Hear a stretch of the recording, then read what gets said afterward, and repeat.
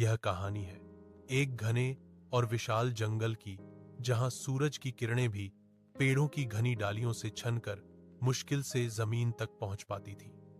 उसी जंगल में एक बलशाली और न्यायप्रिय शेर रहता था, जिसका नाम सिंहराज था। वह पूरे जंगल का राजा था। उसकी दहाड़ सुनकर दूर दूर तक जानवर कांप उठते थे, लेकिन उसके राज में सब सुरक्षित थे। सिंहराज कभी किसी को बिना कारण नुकसान नहीं पहुंचाता था। हिरण, बंदर, हाथी, भालू सब उसे सम्मान से राजा साहब कहकर पुकारते थे। एक दिन पास के दूसरे जंगल से एक तेज, चालाक और घमंडी चीता वहां आ गया। उसका नाम काल सिंह था। वह बहुत तेज दौड़ता था और अपने कौशल पर उसे बहुत घमंड था। उसने देखा कि इस जंगल का राजा शेर है, तो उसके मन में ईर्ष्या पैदा हो गई।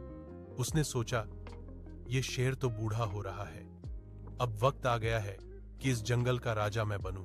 वह धीरे धीरे जंगल के जानवरों से मिलने लगा, उन्हें डराने लगा कि अब जंगल में नया राजा आएगा। उसने कहा, जो मेरे साथ रहेगा उसे मैं सुरक्षा दूंगा, जो मेरे खिलाफ होगा उसे शेर की तरह सजा दूंगा। कुछ डरपोक जानवर उसके पक्ष में चले गए, लेकिन अधिकतर अभी भी सिंहराज के वफादार थे। जब यह बात शेर तक पहुंची तो उसने शांति से कहा, राजा वह नहीं होता जो ताकतवर हो, बल्कि वह होता है जो सबका भला सोचता है।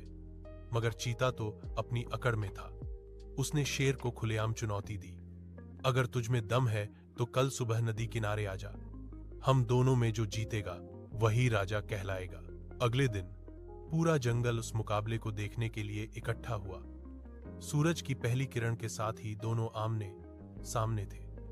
चीता बिजली की तरह आगे बढ़ा। उसने कई बार शेर पर हमला किया, लेकिन शेर ने हर वार को चतुराई से रोका। शेर जानता था कि